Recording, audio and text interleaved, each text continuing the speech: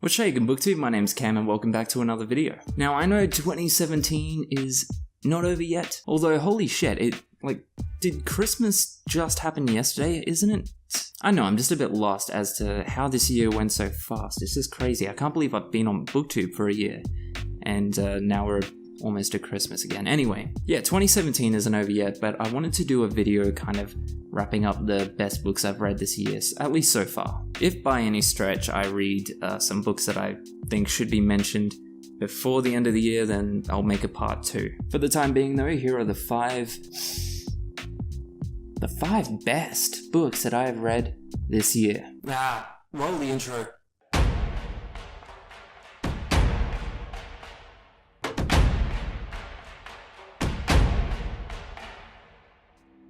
Yeah, 5 best books of the year. Before I do get into it, I want to say something really quickly. It's a bit of self-promo, it'll only take me 1 minute, just please bear with me. You may remember a couple of months ago I started the Book Wolves podcast, which was planned to have a podcast go up every Friday. Made it about 2 weeks in before, as for reasons that you may know already, I had to not can it, I didn't cancel it, I just wasn't able to upload again for a long while, until basically now. I have today, just at the same time as this video, I have actually put up a new podcast. So it should be up anyway. I would really, from the bottom of my heart, appreciate it if you would just go down to the description after this video, find the link to the YouTube channel for the podcast, and just check it out. You can download the podcast's episodes for free on iTunes as well, and I think maybe on the Android version of that, I'm not too sure. This week's podcast was on becoming a New York Times bestseller, which I'm not. It was just on it, and it also discusses people who have kind of cheated the system. Some names you might know, some names you probably won't be surprised by. Anyway, 5 best books, let's do this. It'll be kind of like a flash book review. I may have already reviewed these books in the past, but I'll give a quickie review as I go along. And it'll be going in order from my least favorite to my favorite. Obviously, they're all favorites because this is the top 5, but yeah, number 1 will be the best. Number 5 is The Name of the Wind from the Kingkiller Chronicles. You've probably seen this book promoted endlessly by G over at Book Roast, and for good reason. It's an amazing book as far as fantasy goes, and I would say high fantasy because he's built the world from the ground up. It's fantastic. I did have a few problems with it, which I discussed in more detail in a video up here. I'll link. It was one of the live streams. I think it was actually the first one we did for Read, React, Repeat, the old book club I used to be in. But yeah, it was just absolutely fantastic. Other than the main character being a bit overpowered and a bit too good at everything, it was just brilliant. It's hard to explain the storyline because with high fantasy, of course, it's extremely complex. But to give you a quick rundown, it's essentially a bartender who is telling I guess you could say he's a writer, his story, and his story is the story. He lived a magnificently dangerous life. He was in a sort of traveling circus as a child, and then of course his family and everyone he loved was killed by the antagonists, which are kind of like a malevolent magical group of beings, and the premise of the story is him growing up to seek revenge. Those villains themselves don't actually seem to really come back into the story at all, other than the start of the book, which is a little disappointing. But aside from those small flaws, yeah, it's one of the best high fantasy books I've read since the old days, since I was a little kid. And that's probably the best high fantasy I've actually read since I was a kid. Yeah. After that is A Monster Calls. I used to have the physical book here with me, but I actually gave it to someone as a gift because it was such a fantastic book. It's essentially about a kid who, his mother is very ill, she's dying, and this monster comes to tell him a story every night for 5 nights, I think it is. And this monster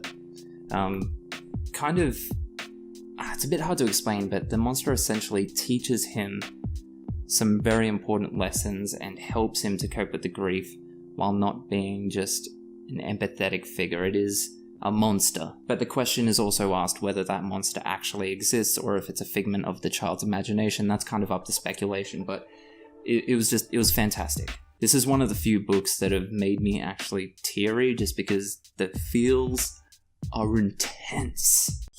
feels. It's so good. If you like books that make you feel things, this is the book for you. And the movie's actually really good too. Liam Neeson does the voice of the monster in the movie, and the movie is equally emotional. It's just, it's a ride. Number 3 is a book that I actually read in Kindle form and part listened to audiobook for Read, React, Repeat. I think it was the last one we actually did. Again, I'll link it up there. I'd be surprised if you haven't already heard about Ready Player One, seeing as the trailers have come out now for the movie that's being adapted from this, directed by freaking Steven Spielberg, which makes sense because it's a book and a movie. It's about a kid. His parents are dead, he's an orphan, lives with an abusive aunt. Your classic storyline, the world is a dystopian version of ours from the future. There's an energy crisis, everything has just gone to shit. Everyone's in poverty, except for the small percent of people who aren't, of course. So everyone escapes into this virtual world called Oasis, which is essentially every gaming nerd's wet dream. It is a virtual reality that is as good as real life. You go in, you can do whatever you want. It's just seamless. You feel, you hear, you can, with the right equipment, you can even smell and taste. It's nuts. And anyway, in Willy Wonka fashion, the guy who created it before his death, he left clues to grant a prize that if you crack the clues, you'll get the game and the wealth. Everyone wants it, including an evil corporation who have just waves and waves of employees whose sole job is to look for that thing. The corporation itself is another rival gaming company that wants the game to basically make it pay to play so they can make a profit, and all these people who use the game to escape would have to pay, and obviously they can't pay because they're in poverty. But it's brilliant that it's being directed by Steven Spielberg, because the book is notorious for its 80s references. They're just 80s references coming out of the arse, and Steven Spielberg obviously was the king of pop culture back in the 80s with Back to the Future, etc., etc. But yeah, anyway, to wrap it up, it was a fantastic story. Again, it's another case of the main character being a bit too overpowered as to a kid being able to learn literally everything about the 80s while living in poverty, knowing every line to every 80s show, song, movie, being a master pro at every 80s game. It's just, there's not enough time in the world for a child to get that ahead of the game. But it wins points, and it ends up number 3 on this list because the imagination, the place that this story takes you to, the oasis, the world that you travel through with Wade Watts, the main character, is just, it's magical. It's honestly, it's amazing. This book is a great escape. Number 2 is the the Felix series. These are a set of small books that, to be honest, I haven't completely finished yet, but they are number 2 because they are just incredible. And in a way, I feel they're actually important. Although being fictional, they are set in the Nazi occupation of Poland. That's kind of where the story starts. It's about a kid.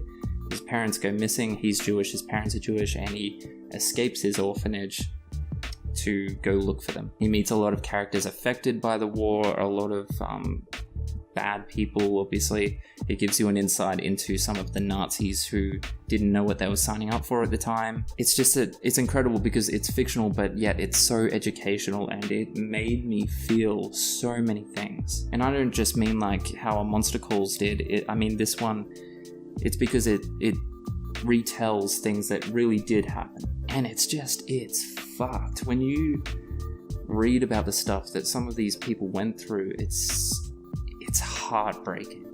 I can't even fathom being in that situation or being related to someone that's in that situation. It's just, yeah, it's intense. It's good the books are so short because they're so subject heavy, but they're brilliant, and I highly recommend them to anyone who is interested in reading some history, yet still keeping a foot in the fictional side of things. And number 1 best book I've read in 2017, it's Dark Matter by Blake Crouch.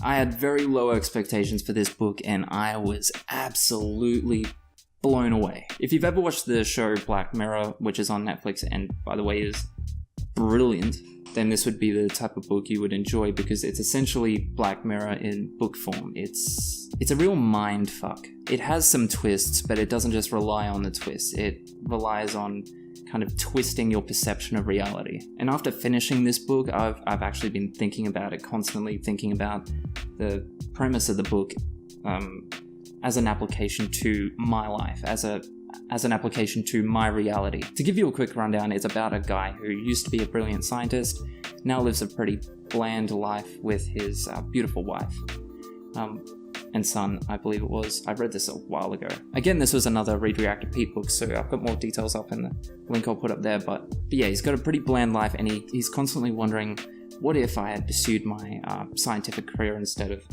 branching off to have a family? He thinks of fame, fortune, all that kind of stuff, the natural things that someone has around around reaching the middle age, of course, around the time of the midlife crisis. So anyway, he's thinking about that stuff, and then one day he gets kidnapped, and when he wakes up, he is in that life where he's a brilliant scientist. But the thing is, obviously, he doesn't have his family, and it goes into a whole thing of alternate realities, and the science he was doing had to do with that. And there's not a whole lot more I can say without really spoiling anything. But this book is an absolute ride. Blake Crouch is one of my new favorite writers for this book. I'm actually really keen on reading Wayward Pines because I hear that it's the same kind of mindfuckery. Honestly, I cannot recommend this book enough. I thoroughly enjoyed it, and I'm positive you would too. Plus, it's a pretty quick read. It's pretty fast-paced. There's very few chapters, so I assumed that stuff would be dragged out and it would be very slow-paced, but it was quite the opposite, surprisingly. Anyway, yeah, that's it. That's the 5 best books I've read of 2017. Like I said, if I read anything more that I feel needs to be mentioned, maybe I'll make a part 2. Let me know in the comments what your favorite books of this year have been. Give me some recommendations. If you aren't already, follow me on Twitter. That's where I'm most active. You can find all my social media links down there below, actually, my blog, podcast, all those goodies. As always, thanks for watching. If you haven't already, join the Wolfpack and subscribe. And if you are in the Wolfpack, I'll see you in the next video. Catch ya.